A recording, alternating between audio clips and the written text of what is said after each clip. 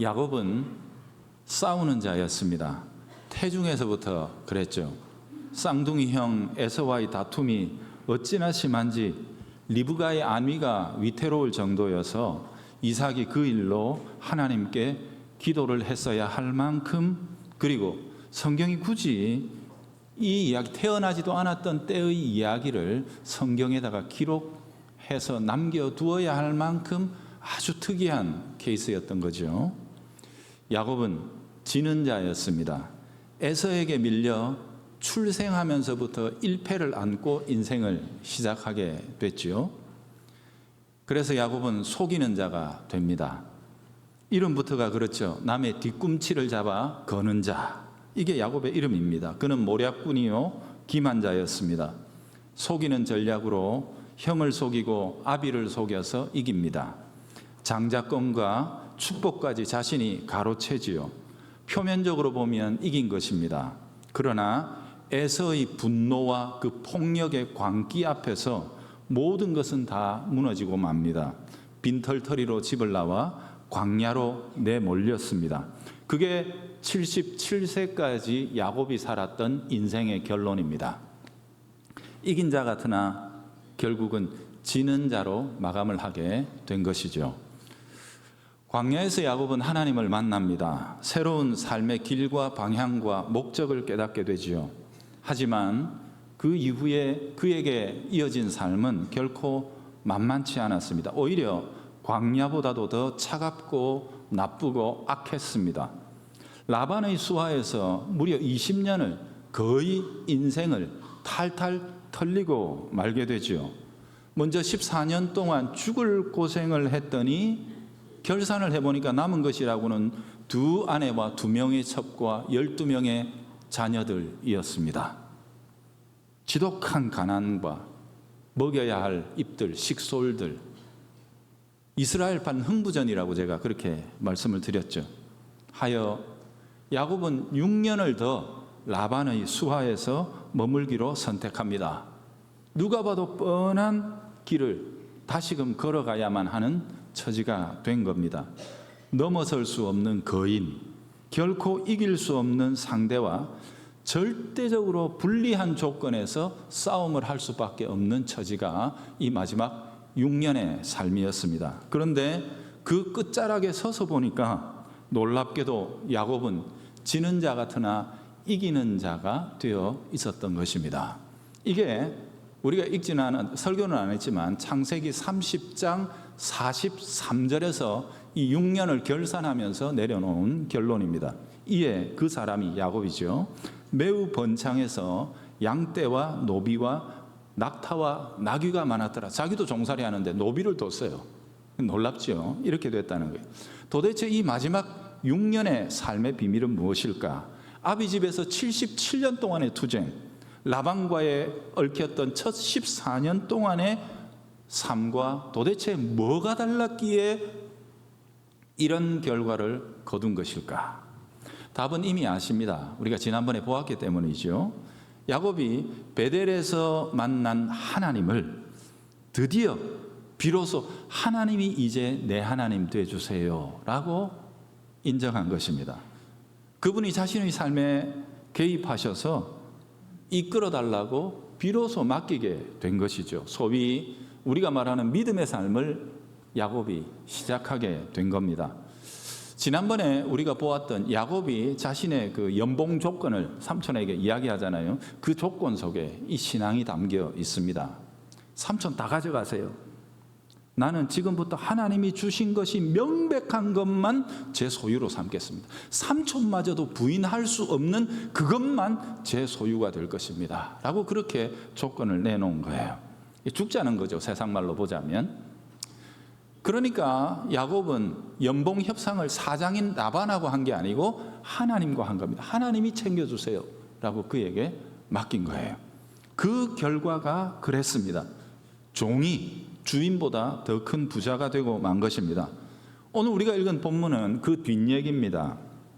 흐름대로 정리하면서 제가 따라가 보겠습니다.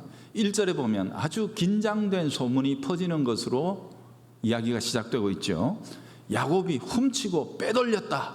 소위 축제를 해서 부자가 됐다 하는 겁니다. 라반의 아들들이 퍼뜨린 소문입니다. 이 말은 자신들이 앞으로 하게 될 야곱에 대한 악을 위한 터닦기입니다. 이런 소문을 먼저 퍼뜨려서 오늘날로 치자면 소위 여론전을 벌이는 겁니다. 언론을 장악해가지고 자기들이 원하는 소식들만 전하게 만들어가지고 사람들의 마음을, 판단력을 흐트러뜨려 버린 거죠. 특별히 라반처럼 목축업을 하고 있는 사장단들을 딱 모아가지고 나만이 아니야, 너희도 목자들한테 이렇게 당할 수 있어, 이런 식의 위기감을 조성하는 겁니다. 그래서 그들에게서, 소위 힘센 자들에게서 동의와 지지를 얻어서, 야, 우리 집 경우에 있어서는 내 조카 아니야? 그래도 내가 정의를 위해서 그놈을 손보겠어. 내가 희생할게. 내가 조카인데도 내가 그놈을 치겠어. 그러니 너희들이 나를 밀어줘야 돼. 이제 이렇게 하는 거죠. 일대의 일꾼 목자들 차제에 군기를 잡자, 기강을 바로 세워서 우리들이 정의를 세우자, 이런 명목으로 지금 막 여론전을 벌이고 있는 겁니다. 야곱은 소위 시범 케이스가 된 겁니다. 이게 삼촌이 조카에게 하는 짓입니다. 명백한 거짓이라는 것 여러분 알고 있죠? 야곱이 라반의 소유를 하나라도 빼돌릴 수 없는 구조였습니다. 그럴 틈 요만큼도 주지 않습니다. 치밀한 사람을 넘어서 라반은 악덕 중에 악덕 사장이었습니다. 그렇지 않습니까, 여러분?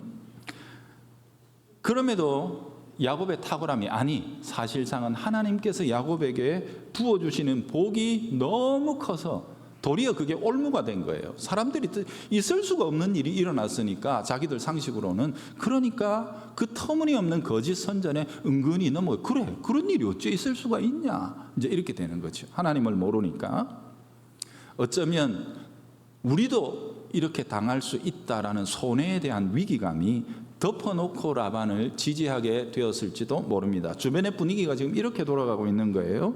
어쨌든 일꾼이 주인보다 더 큰 부자가 됐으니 이게 그냥 넘어가기는 힘든 처지가 되고 만 것 아니겠습니까? 하지만 팩트가 뭐냐, 사실이 뭐냐, 정말로 야곱이 라반의 양떼나 재산은 의도적으로 줄여놓고 자기 것만 불려나갔던 것일까요? 그렇지 않습니다. 아시겠지만 그게 안 되는 구조였다는 거 아시잖아요. 그들의 것들도 야곱은 불려주었습니다. 그렇지 않다면 이 사람들이 그 하나하나 꼬치꼬치 캐물어서 야곱에게 네가 잘못해서 그렇다 다 엎어 씌워가지고 또 가져가게 됐을 것 아닙니까? 절대로 그냥 있을 자들이 아니었죠. 자기들 것도 늘기는 늘었는데 야곱이 비교할 수 없을 정도로 초 대박이 나가지고 자기들보다 더 부자가 되고 나니까 이 시기심이 나서 견디질 못해서 지금 이러고 있는 겁니다. 여러분 나중에 읽게 되겠지만 38절에서 40절을 보면 야곱이 이렇게 이야기를 합니다. 내가 이 20년을 외삼촌과 함께 했습니다. 외삼촌의 암양들이나 암염소들이 낙태한 적이 없습니다. 잘 돌봤다는 거죠. 또 외삼촌의 양떼나 순양을 내가 먹지 않았습니다. 물려 뜯긴 것은 내가 외삼촌에게로 가져, 이거 어쩔까요? 이렇게 말해본 적도 없다는 겁니다. 낮에 도죽을 맞았든지 어쨌든지 그것을 외삼촌이 내 손에서 찾아낼 것을, 손해를 물릴 것을 알았기 때문에 내가 묻지도 않고 스스로 다 채워 넣었다는 것입니다. 이처럼 20년을 보냈다는 거예요. 이처럼 내가 낮에는 더위와 밤에는 추위를 무릅쓰고 눈 붙일 겨를도 없이 살아온 것 아시지 않습니까? 야곱이 이렇게 이야기하는 겁니다. 최선을 다해 그들의 것도 불려주었단 말이에요. 여러분 6절에도 똑같은 호소가 아내들을 향해서 나오지요. 여러분 이게 일꾼 야곱의 모습입니다. 사랑하는 우리 성도 여러분, 기억하십시오. 적어도 들판에서 자기가 맡은 일, 임무에 있어서 야곱은 진정한 프로입니다. 프로 중에 프로입니다. 사적인 감정을 일에 투여하지 않습니다. 악인을 위한, 악인의 소유임에도 불구하고 거기에서 자기가 맡은 임무에 대해서 철저하고 완벽하게 수행했습니다. 또 그럴 만한 숙련도, 기술을 가지고 있었고 또 그것을 해내는 성실함을 가지고 있어요. 네가 나한테 그랬으니 그러면서 태업을 하거나 혹은 뒤에서 막 농땡이를 치거나, 야곱은 그러지 않았다는 거예요. 양들이 무슨 죄가 있냐, 내가 맡은 일이 무슨 문제가 있냐는 거예요. 거기에 있어서는 최선을 다했던 겁니다. 제가 분명하게 우리 성도들에게 말씀을 드립니다. 예수쟁이는 일단 이게 돼야 됩니다. 이게 돼. 핑계하면 안 됩니다. 이게 선으로 악을 이기는 겁니다. 참으로 하나님이 내 하나님 되어주시기를 구하는 자라면 먼저 이거는 기본입니다. 이게 되어 있어야 합니다. 그 결과가 뭐냐? 야곱이 거두어들인 엄청난 부입니다. 하나님께서 주시기 시작하면 그렇습니다. 일단 하늘의 문을 열고 부어주시려고 작정하면 세상이 시기가 나기까지 하나님은 우리에게 부어주십니다.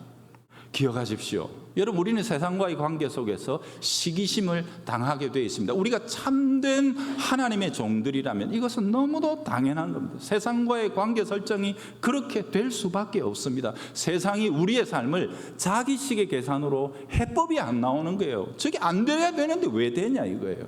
그러니까 그렇게 생각할 수밖에 없는 겁니다. 예수님의 삶이 그랬습니다. 빌라도가 예수님을 고소하는 대제사장과 서기관들의 서슬퍼런 눈빛과 얼굴을 보고 내용을 따져보니까 이거는 죄가 아니고 저거가 시기심을 가지고 한 거구만. 그래서 예수님 살려주려고 하는 장면들이 복음서에 나오지 않습니까? 다윗에 대한 사울의 적개심을 우리는 사무엘서에서 얼마나 많이 읽습니까? 다윗의 잘못이 없습니다. 다니엘이 사자굴 속에까지 밀려 들어간 게 뭡니까? 손해를 끼치거나 악을 행한 바가 없습니다. 시기심입니다. 시기심. 하나님이 그에게 자기들이 따라갈 수 없는 복을 주시니까 시기가 나서 그렇게 한 것입니다. 여러분, 그리스도의 사람들은 악으로 흥하지 않습니다.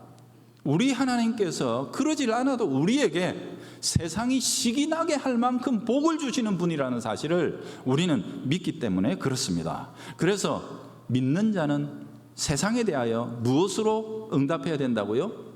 기억하십시오. 프로의식입니다. 우리는 우리가 맡은 일에 대해서 프로입니다. 아마추어가 되면 안 됩니다. 아유, 이래가지고 저래가지고. 여러분, 아마추어는 봐줄 수 있습니다. 그러나 프로는 그러면 안 됩니다.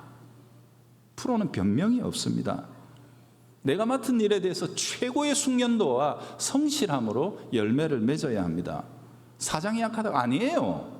라반 같은 사람일지라도 그렇게 하라고. 신약에도 똑같은 말이 반복되어 나오고 있지요, 여러분. 여러분, 괜찮습니다. 안 집니다. 하나님은 우리가 이기게 하십니다. 야곱의 말을 보십시오. 7절에서 9절을 보면은 라반이요, 무려 이 6년 동안에 10번이나 연봉을, 계약서를 자기 마음대로 바꿔버립니다. 야곱이 유리하다 싶으면 야 바꿔 이래가지고 다시 고쳤습니다. 도장 찍어 죽을래? 그러면서 도장 찍게 만들어 10번이나 자기 임의대로 막 바꿉니다. 그때마다 하나님은 또 결과를 바꿔버리십니다. 하나님. 그래서 라반이 술수를 쓰면 쓸수록 자가당착에 빠지도록 만드시는 게 우리 하나님의 역사였습니다. 그게 6년이었습니다. 29절에도 보면 야곱이 이야기합니다. 하나님이 삼촌을 경고하시고 당신을 압박하시지 않았으면 당신이 오늘 나를 죽였을 것입니다 라고 그렇게 이야기합니다. 여러분, 세상은 경쟁하다가 안 되면 어떻게 합니까? 그 앞에 함정을 딱 봐가지고 무너뜨려 버립니다. 그게 세상 방식입니다. 자기들끼리야 그렇게 하는 거 우리가 뭐라 하겠습니까? 우리에게도 그렇게 합니다. 그러나 우리도 똑같은 악으로 그 앞에 함정을 파나요? 우리는 그럴 수 없거든요. 우리의 방패는 오직 하나님밖에 없습니다. 악을 선으로 바꾸시는 하나님, 이 하나님이 우리의 유일한 터요 방패입니다. 야곱의 말을 한번 들어보십시오. 5절에 보면 하나님은 나와 함께 하셨느니라. 7절, 하나님이 그를 막으사 나를 해치지 못하게 하셨다. 뒤에도 그런 얘기가 나오죠. 그래서 오늘 우리 성도들 이번 주에도 예배드리고 세상으로 나가서 우리 성도의 삶을 살아가게 될 텐데, 세상의 특성 2가지를 오늘 제가 짧게 정리해 드릴게요. 첫 번째, 여러분 잘 기억하세요. 이것도 지식입니다. 하고 세상 어설프게 보고 나갔다가 당하고 우는 일이 참 많은데 그러면 안 됩니다. 여러분, 우선 세상은 하나님이 행하신 명백한 결과에도 불구하고 굴복하지 않습니다. 이걸 알아야 됩니다. 다윗에 대한 사울의 고백 아시죠? 죽이러 왔다가 자기가 죽게 됐는데 다윗이 살려줬잖아요. 그때 눈물을 흘리며 사울이 뭐라고 그럽니까? 하나님이 너를 선택하신 것과 너를 통해 복을 주실 것을 내가 다 알고 있다. 그런데 왜 대적합니까? 하나님이 다윗 쓰시는데 다윗을 통해 복 주시는데 그 다윗을 왜 자기는 죽이려고 합니까? 그게 그런 거예요. 안 받아들여지는 거예요. 알아도 안 되는 겁니다. 굴복하지 않습니다. 출애굽 때 여러분 홍해의 사건이 왜 생깁니까? 바로는 자신의 군대가 홍해에 몰살되기까지 대적하는 일을 멈추지 않습니다. 10가지 재앙을 통해 애굽이 풍비박산이 났습니다. 그래서 제발 좀 나가달라고 이스라엘 백성들이 출애굽할 때는요, 자기들이 가진 은금 폐물까지 안겨주면서 빨리 나가라고. 이따가는 하나님께 더 맞을 것 같으니까 그렇게 내보냈는데 조금 지나가 마음이 변해가지고 군대를 동원해서 추격합니다. 여러분 그게 세상입니다. 잊어버리게 되는 겁니다. 무슨 일이 있었는지를. 하나님이 행하신 일들을 망각합니다. 왜요? 마귀가 그렇게 만듭니다. 탐욕으로 사람들을 어리석게 만들어버리는 것입니다. 지금 가면 꼭 될 것처럼 느끼게 만들어요. 야, 그렇게 당했어도 요번에는 좋은 기회다, 저거 다 잡아올 수 있겠다라고 생각하게 만드는 겁니다. 원래 마귀가 처음부터 그랬어요. 하와에게 네가 저것을 따먹으면 네가 하나님같이 되는 거야, 이겁니다. 탐욕을 부추겨서 우리를 하나님에 대한 두려움과 지식으로부터 망각하게 만드는 것입니다. 이 태고의 전략이 지금까지도 너무 짱짱하게 통하고 있는 겁니다. 여러분, 예수님에 대해서 바리새인과 사두개인들이 죽기까지 대적했지요. 그들도 마찬가지입니다. 오죽하면 죽여놓고서 그때부터 걱정이 되는 거예요. 왜? 예수가 말할 때 지가 죽어도 사흘 만에 산다 그랬거든. 이제 그 말씀이 이루어질까 봐 벌벌 떠는 거예요. 여러분, 그런 말씀이면 들어야 되지 않습니까? 들어야 되죠. 두려워도 안 듣는 거예요. 안 듣는 거예요. 그래서 그 무덤 앞에 군대를 갖다 세워놓고서 벌벌 떠는 겁니다. 여러분, 이게 세상입니다. 내가 세상에 나가서 잘하면 세상 사람들이 감동해서 올 거라고 보여요. 그건 신앙이 아니고 신화입니다. 자꾸 그런 거 하지 마라 그랬죠. 동화로 신앙생활 하지 마십시오. 여러분, 세상은 안 변합니다. 안 변합니다. 태초부터, 아니 마귀가 타락시킨 후부터 주님 오시는 날까지, 만약에 세상이 변할 가능성이 있으면 주님이 마지막 날에 불못에 던질 이유가 무엇입니까? 안 변합니다. 그러니 우리가 항상 이 세상의 특성을 분명하게 알아야, 마귀는 변하지 않습니다. 두 번째, 세상은요 철저하게 자기의 이익을 따라서 반응할 뿐입니다. 보세요. 요셉이 애굽에 내려갔습니다. 요셉에게서 온갖 지혜가 나타나니까 사람들이 아이고야 하고 그를 인정하고 그를 따릅니다. 다니엘이 바벨론에 끌려갔습니다. 특별한 사람입니다. 그의 말을 듣는 게 이익이 됩니다. 그러니 다니엘을 죽여 세우고 그를 따릅니다. 바사 제국에서까지 그랬죠. 그러나 명심하십시오. 그렇다고 해서 그들이 믿음으로 회개하고 하나님께로 돌이킨 바가 없습니다. 이익을 취했을 뿐입니다. 이익이 되니까 함께 갔던 것 뿐입니다. 이 두 가지 세상의 특성을 절대로 잊지 마세요. 모르면 하다가 당합니다. 그게 그래 되나 이러면서 넘어진단 말이에요. 그러니 이 사실을 마음속에 분명하게 새기면서 우리가 끝까지 하나님 앞에서 믿음으로 나가야지, 세상에 우리 손가락 하나를 걸어놓는 순간 그때부터 거기에서 문제가 생기기 시작하는 겁니다.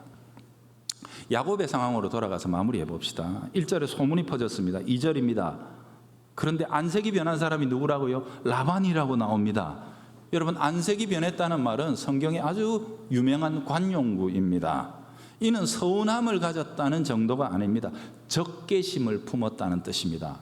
누군가를 죽이기 직전의 모습이 바로 이겁니다. 여러분, 가인이, 인류 최초의 살인자 가인이 동생을 돌로 쳐 죽이기 전에 그에게 나타났던 현상이 창세기에 보면 안색이 변했다라고 그렇게 나옵니다. 하나님이 가인에게 지적하시죠. 너 안색이 변했는데 그게 당연하냐? 그것은 죄가 너 앞에 웅크리고 있는, 너를 삼키려고 웅크리고 있기 때문에 너에게 나타나는 증상이다. 경고해 주십니다. 여기 웅크리고 있다는 말은 사자가 사냥감을 덮치기 직전에 딱 근육을 곤두세우고 덤비기 직전의 모습을 묘사하고 있는 내용이거든요. 그렇게 됐을 때 우리에게 나타나는 증상이 안생이 변하는 건데 라반이 지금 그렇게 돼 있는 겁니다.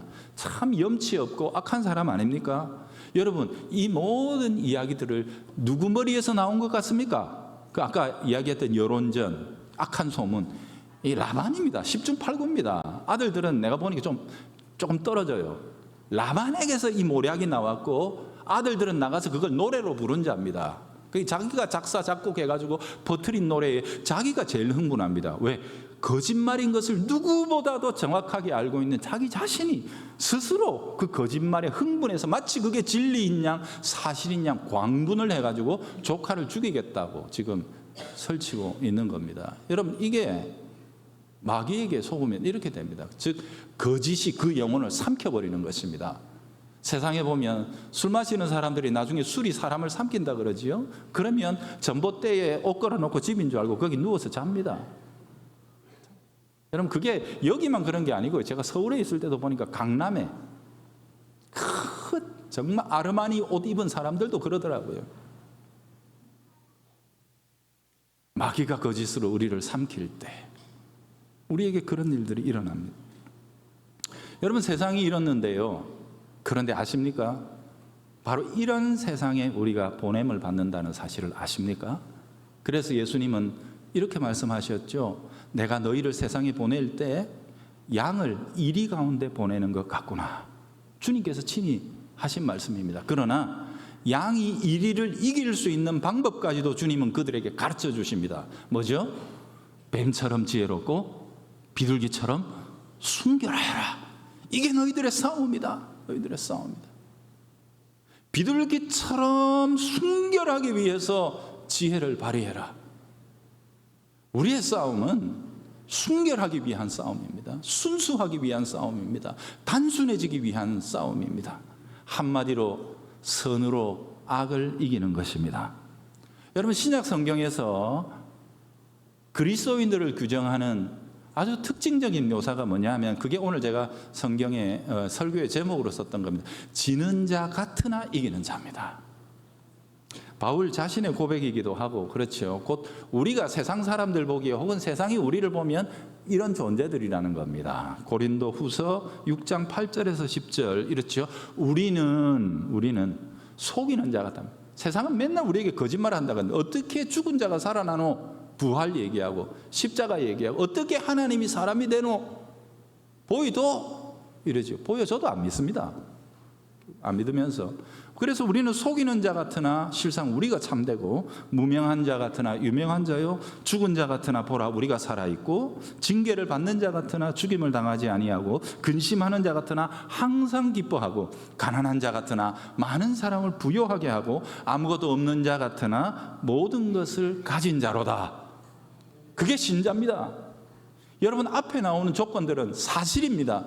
그 시대의 성도들 전부 가난했습니다. 전부 예수 믿는 것 때문에 여러분 고난당했습니다. 그럼에도 불구하고 그들의 영혼과 그들의 참된 운명은 부요하고 풍요롭고 기쁨이 넘치는 삶을 살아간다는 겁니다. 이게 그리스도인입니다. 얼마나 놀랍고 정확한 묘사인지 모르겠습니다. 그러니 여러분 염려하지 마세요. 세상이 어떻게 돌아간다 할지라도 그것 때문에 너무 근심하지 마십시오. 원래 세상은 그런 겁니다. 근데 마치 내가 역사상 제일 억울한 삶을 살아가는 사람처럼 생각하지 마세요. 초대교회 성도들은 우리보다 100배나 더 힘겹고 고통스러운 삶의 현장 속에서도 거룩하고 순결하게 믿음 지키며 살았습니다.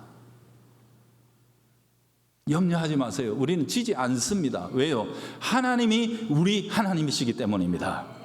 우리의 이김의 방식은 단순합니다. 하나님께 하나님 되어달라고 요구하세요. 그리고 그분이 하나님 노릇하시도록 그분에게 맡겨드리세요.